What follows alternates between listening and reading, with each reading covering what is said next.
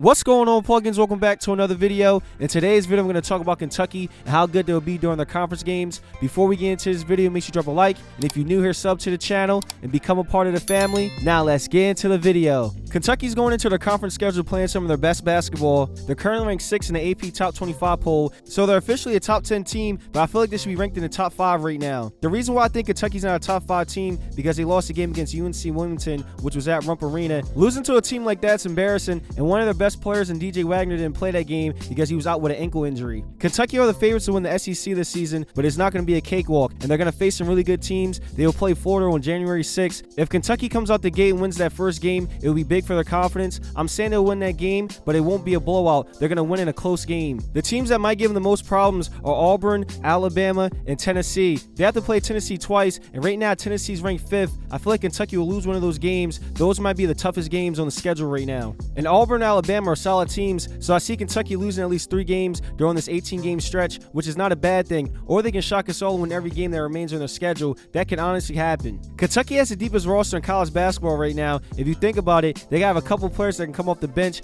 and start for a lot of Power 5 programs. Reed Sheppard and Robert Dillingham can easily be starters. The team is loaded with talent. Kentucky is going to be a tough matchup for teams in the SEC, but can they play at a high level during conference play, or will they struggle and lose a lot of games? Now let's look into some players who need to play well. First, let's talk about Antonio Reeves, who has experience and he can heat up at any time and score a lot of points. In the recent game against Illinois State, he had 27 points and he was 4 for 8 from 3 and 10 for 15 from the field. In the game before that against Louisville, he had 30 points and he was 4 for 5 from 3 and 10 for 16 from the field. So Antonio Reeves is on fire right now. They will lean on him a lot going into the Florida game to be the scorer and set the tone, because we could have a situation where the freshman guards are struggling in their first SEC game and can't make any shots. Y'all feel what I'm saying, plugins? He leads the team in points, averaging 19 points per game, so he'll come up big for Kentucky.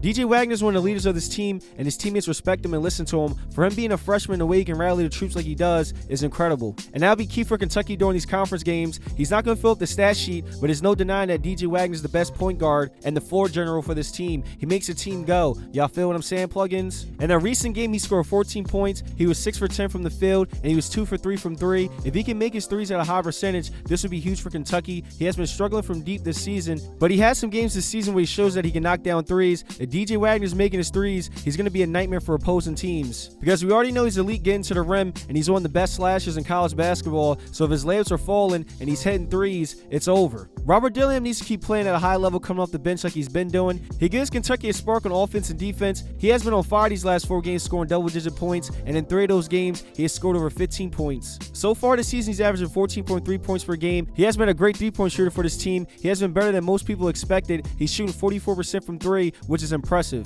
Defenders are having problems defending him out there because he's a great shot creator, so he can get shifty and pull up whenever. Also in transition, I noticed he's just coming up the court and he's pulling up from 3, and the shots are just falling. The competition is about to ramp up, so we're going to see if he can keep playing well like he has been the last 4 games. Reed Sheppard also plays a big role coming off the bench. He's one of the best 2-way guards in college basketball, and he's a sniper from 3. He has a knack for getting steals, averaging 2.8 steals per game. He can make the opposing team turn the ball over, and that's going to be huge during these conference games. Reed Sheppard creating turnovers will help Kentucky win some close games. I'm curious to see if he's going to be a lockdown on-ball defender who's getting steals and blocking shots like he's been doing the whole season, or he's struggling on defense these next few games. Drop y'all opinions in the comments, plugins. Trey Mitchell is one of the most versatile bigs on the team. Kentucky was blessed to get a player like him from the transfer portal. He has been doing a little bit of everything for this team. He leads the team in rebounds with 7.1 rebounds per game. He just had back-to-back games with 10 or more rebounds. They're going to need that production from him these next few games. Also, I don't know if people have been noticing, but he's a great 3-point shooter, and if he gets hot, he can knock down a few threes in a row if you let him. This will be a problem for teams. You can't just leave him open out there because he's going to shoot the ball with no hesitation. He's really confident shooting from deep this season. Aaron Bradshaw has been struggling to score the ball lately. In the last 2 games, he's only scored 2 points in both those games. Kentucky won those games, so it's not that big of a deal. Aaron Bradshaw has been a great rim protector and rebounder for them. I feel like he's going to have a couple double-double games in a row coming soon. Hopefully, Justin Edwards has that crazy breakout game where he drops like 20 points, has a dominating performance. He has been playing decent these last couple of games. I still have faith he's going to have that big game. Ugonna has played 3 games so far this season, but he's off to a slow start offensively, but he has been a good rim protector, averaging 2.7 blocks per game. He needs to keep that up, and his offense will come.